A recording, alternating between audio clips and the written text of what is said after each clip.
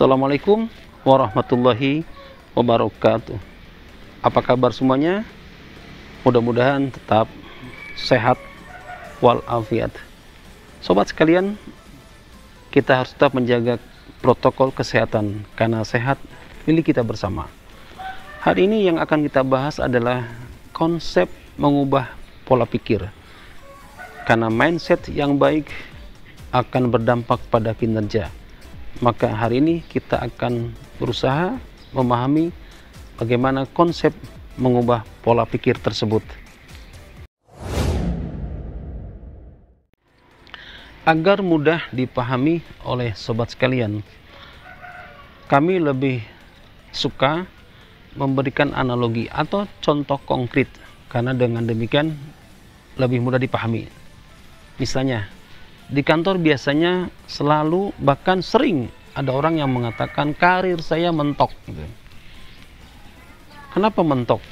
Ya udah, masih banyak orang-orang yang sudah sepuh tapi masih menjabat, dan saya juga tidak bisa memiliki kinerja yang lebih baik lagi.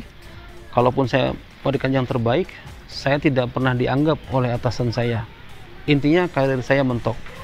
Kalau memang terasa mentok, yang harus dilakukan adalah keluar dari tempat perusahaan tersebut.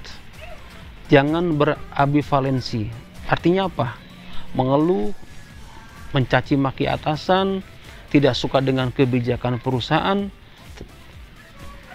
bekerja tidak baik, tetapi gaji setiap bulan selalu ditunggu. Itu tidak baik, bahkan akan merusak mindset Anda.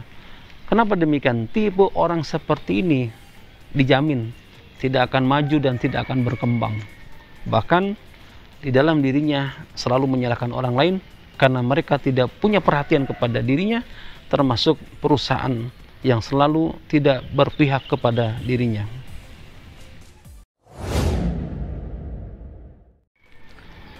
Yang kedua, contohnya adalah saya sudah tua.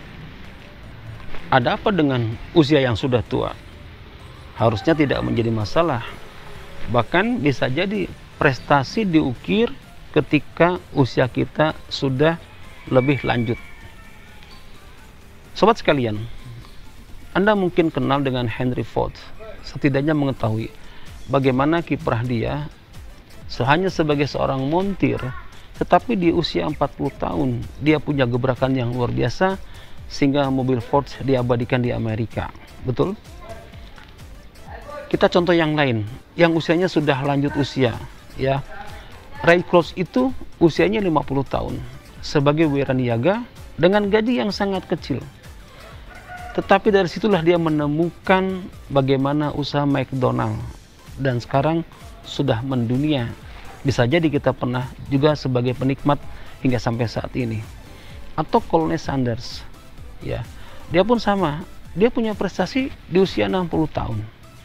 Bayangkan, usia 60 tahun kan biasanya di Indonesia itu sudah leha-leha, sudah santai-santai, bermain dengan cucu atau gendong cucu. Tapi 60 tahun Colonel Sanders itu dia menemukan kongsi usaha restoran bernama KFC, Kentucky Fried Chicken. Sangat luar biasa. Usia 60 tahun, usia lanjut, itu harusnya bukan menjadi hambatan. Justru bisa jadi prestasi terbaik adalah ketika usia kita lanjut.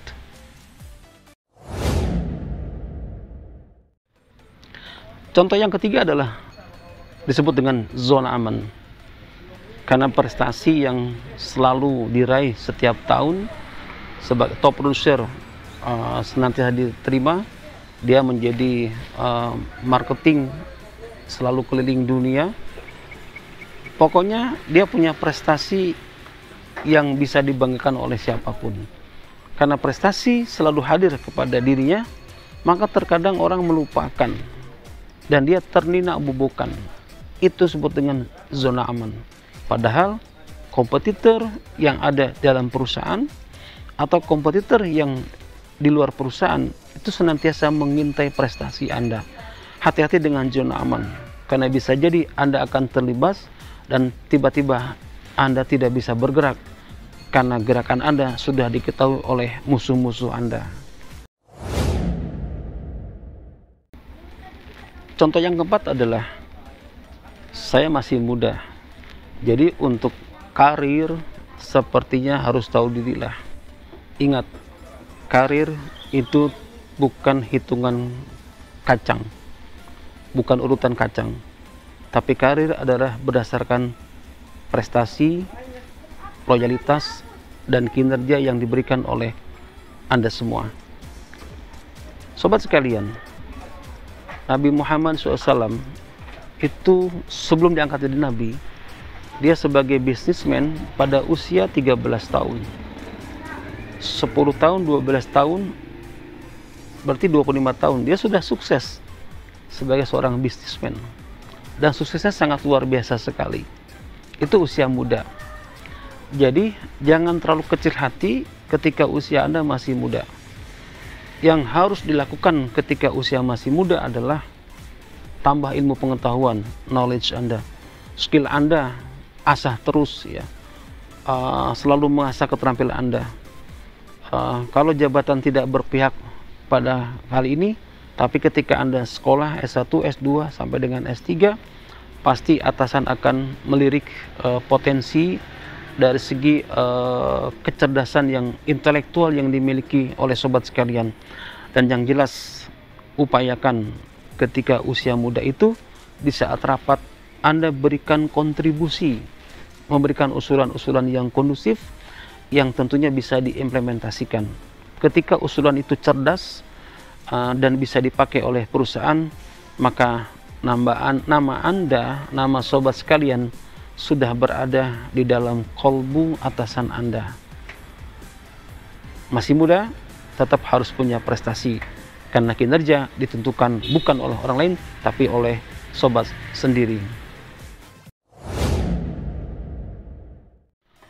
Sobat sekalian, mudah-mudahan dengan 4 contoh tadi itu bisa dimaknai oleh sobat sekalian, bahwa yang namanya mindset itu pada dasarnya bisa ditata oleh kita sekalian. Jangan sekali-kali mengikuti mindset yang negatif, karena negatif akan menjadikan Anda terpuruk, bahkan Anda tidak akan bisa bangkit kembali. Tetap menjaga protokol kesehatan, karena sehat milik kita bersama. Terima kasih.